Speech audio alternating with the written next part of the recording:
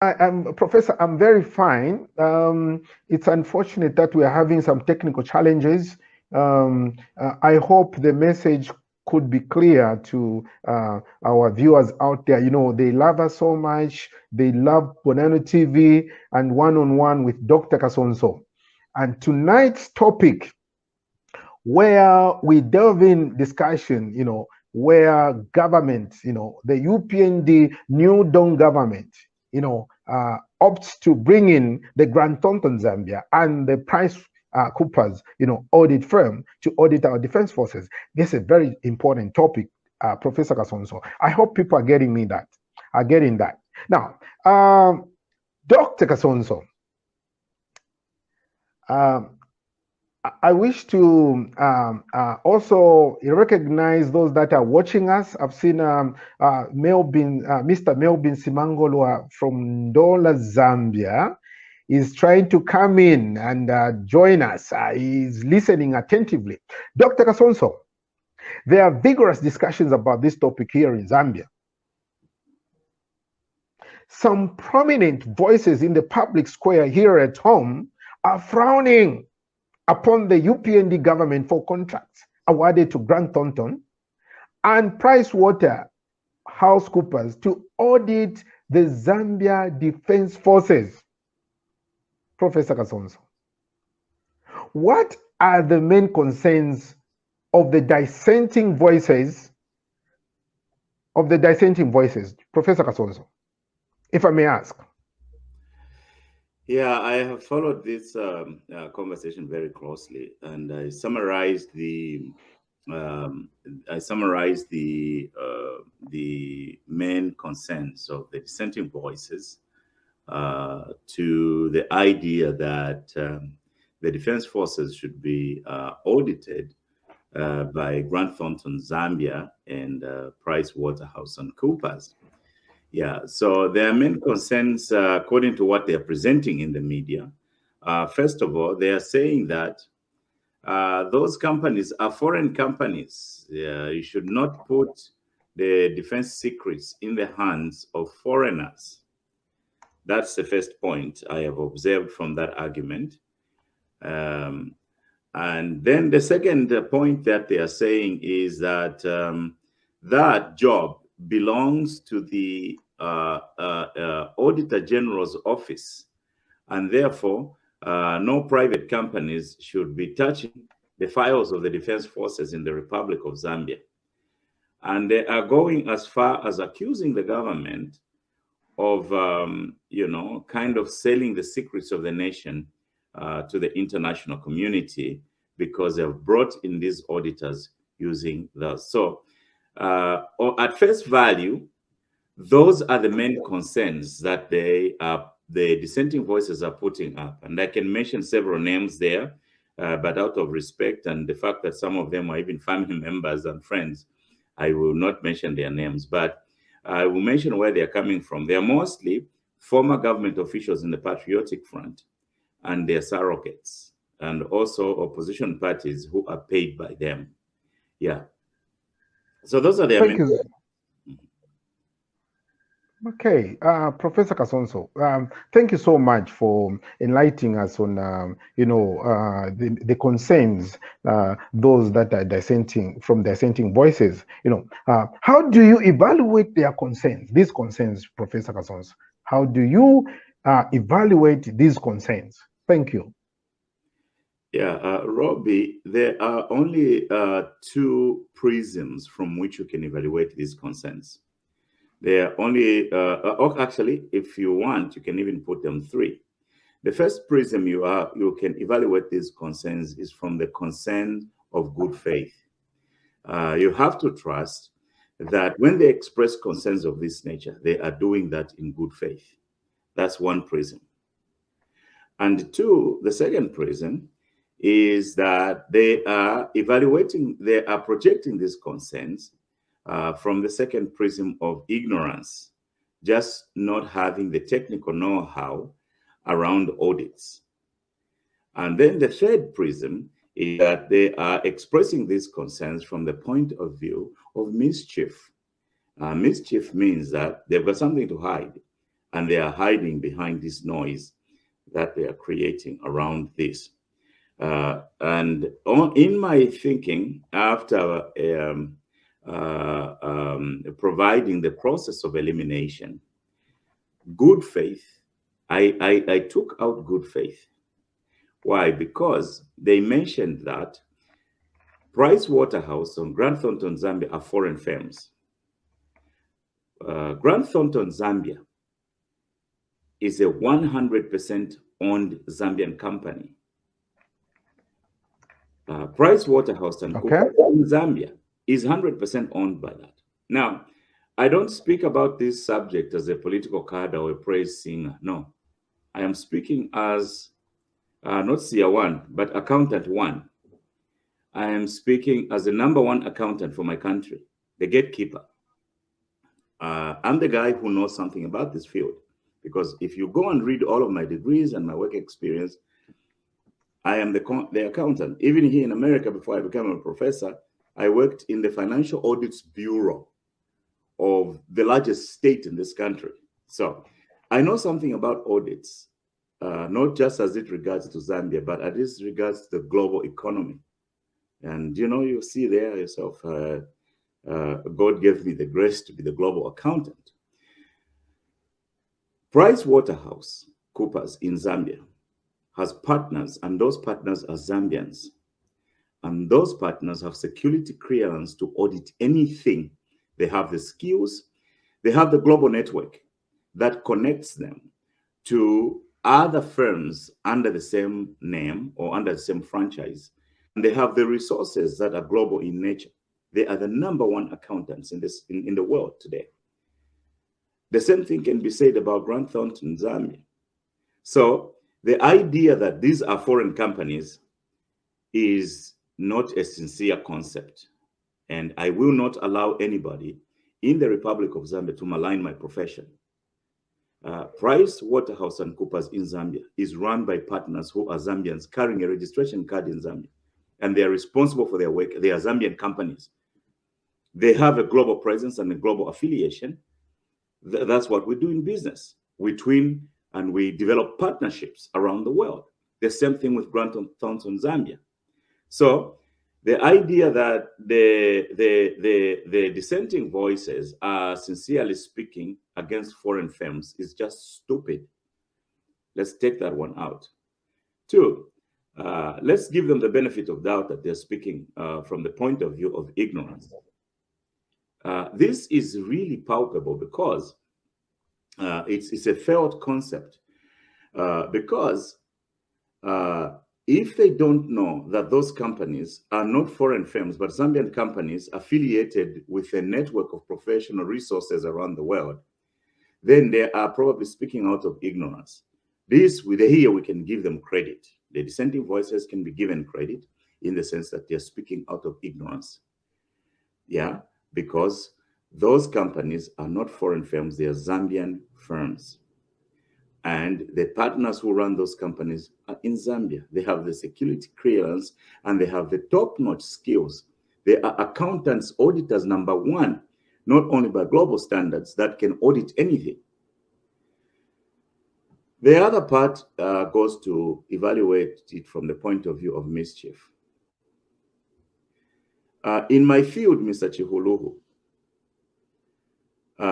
anybody who has a responsibility to audit somebody will usually have the right, the permission, as well as the provision to subcontract a portion of their work. If we say that it is the responsibility of the Auditor General to go and audit this, the Auditor General as office has every professional permission to sub portions of their work. So you cannot say using cheap politics or common politics or politics of no substance, no style, no quality. You cannot use those politics to go and tag the office of the Auditor General that the Auditor General, he cannot subcontract. We see this all the time.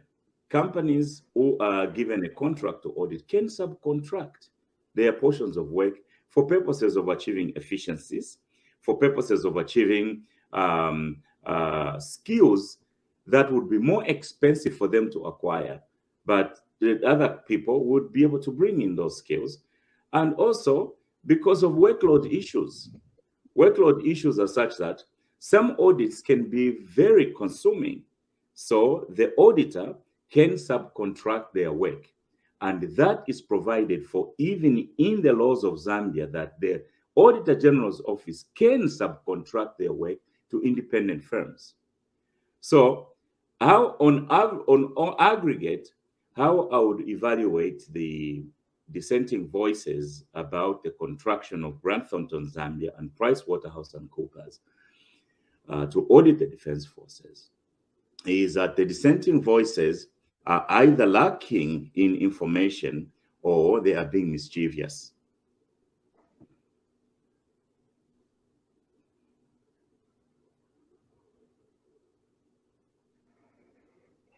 Okay. Wow. Thank you so much, Professor Kasonso. We appreciate for that contribution. Well, Professor Kasonso, out of context, do we have a provision in the Constitution of Zambia under a segment where there is Auditor General power, and the Auditor General can bring in a private institution to audit, an intended, a ministry? Clarify on that one. The viewers want to know that. Thank you. Of course, the law is clear there. Anybody who reads the laws of Zambia, they will find a section that allows the Auditor General. The Auditor General is actually allowed by law to subcontract a portion of their work to an expert. So where is the noise coming from? The law allows it. And that piece of law requires, especially when it relates to the defense forces or high stakes audits like of that sort, the permission must be sought from the president.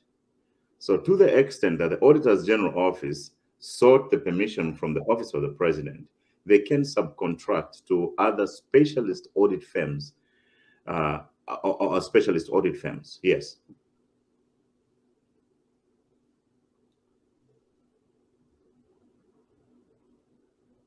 Okay. Well, that's great, Professor Kasonso. We continue having some technical challenges, in our transmissions, but I hope the technical team is working on the system. Yeah. However, we proceed. Professor Kasonso, are you getting me, Professor Kasonso? Yes, I am. I am actually getting and enjoying your question. Very good, Professor Kasonso. Today it was hot, Professor Kasonso. Now, the Office of the Auditor General is mandated to perform these high-stakes audits.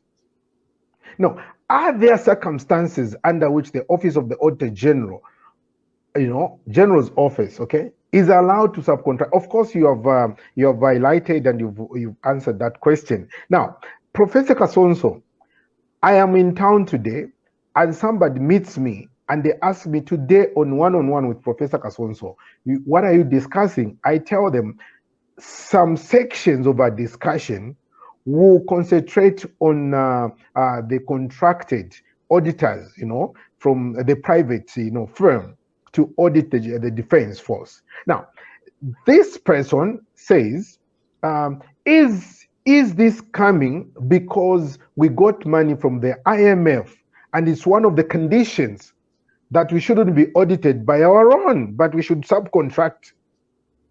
Professor Kasonso, kindly assist us, No. In Zambia, we have to start doing smart politics.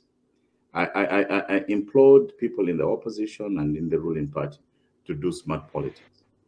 Don't even try to drag the tail of the IMF over every issue. No. Government or people in offices, the Auditor General, can use best practice to make business decisions. Everything doesn't have to come from the IMF. You know, the problem with the lack of education or lack of information is that even some things that are clearly out of the norm, we have to use a conspiracy theory to try and explain it. And that is not normal. We need to go back to normalcy in the way we do politics. The IMF should have nothing to do with this. So the government of Zambia is at work. People voted for the government to go and work for them. But when the government is at work, people are trying to jump on the government to do their work. No, let them do their work so we can evaluate their work. Don't prevent them from doing their work, or don't try to put their work in a bad light so that when they are trying to work, everything looks subnormal. Then if that is the case, we are going to ask this government to reprimand those people who are trying to interrupt government work, because government must go to work for the people. Thank you. Thank you so much, Professor Kasonso. It's interesting that these questions can come. They are coming, of course. You know, we lack education, like you've said, but we also want to know because people want to align to that. Okay, thank you so much, Professor. Now, what is the best practice when it comes to high-stakes audits, such as the audit of the defense forces world over? Professor Kasonso, you are a scholar. Yeah. Kindly help us understand that. Best practice when it comes to high-stakes audits of that. That's a brilliant question, Mr. Micheholo. Who gave you this question? But PF.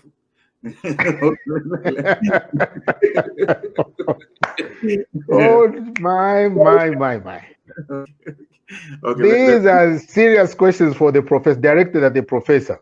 Yeah, you see, when we look at best practice, first of all, we have to look at the very best. There is a concept in business administration, the area of my PhD, and advanced accounting in particular. There's a concept in benchmarking. Benchmarking, it means that we have to look at the best practices in our industry or in our field globally, and then measure the best against what we are doing.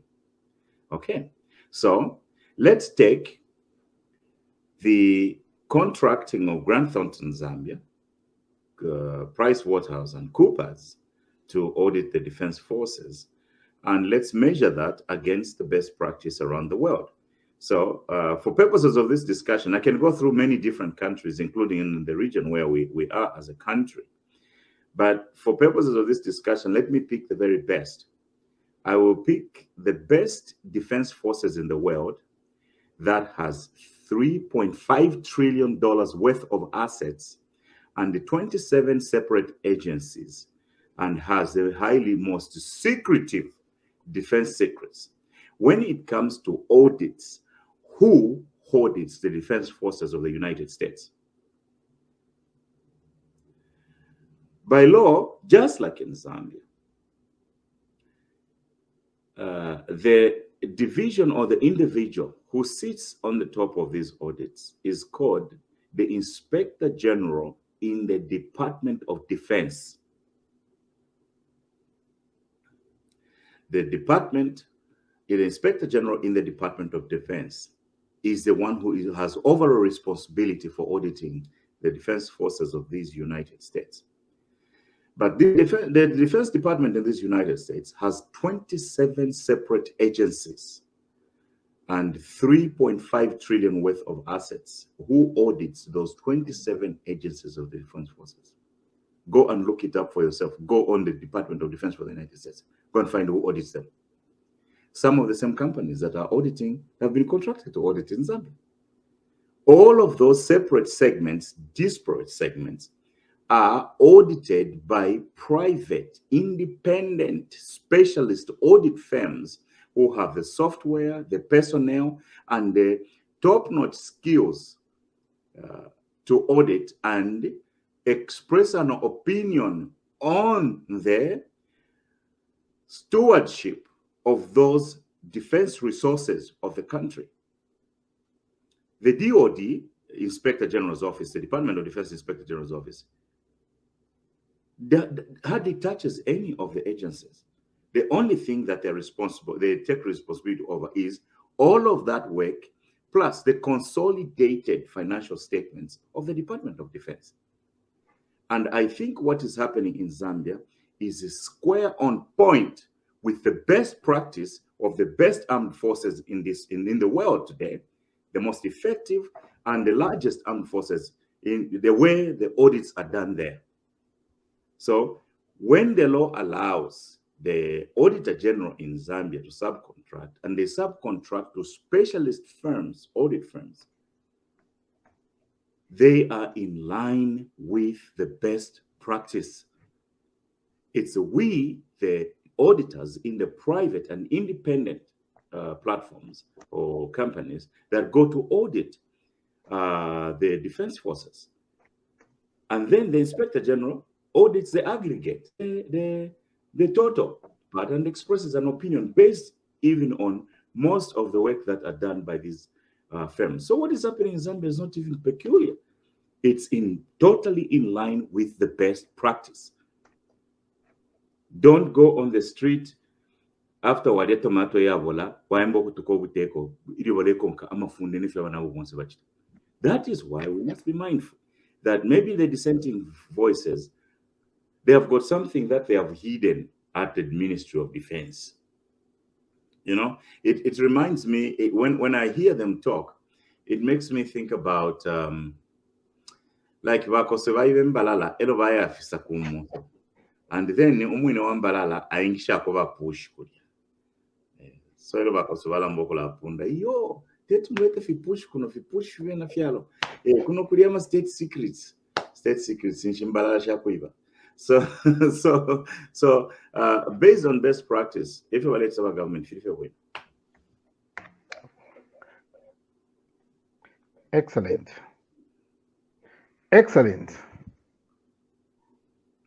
Excellent, Professor Kasonso. Thank you so very much. Looking at the best practices, you've really explained in simplicity. Kwebena Zambia ala tufuaye pintuwa filondolola, mufyangu kafi.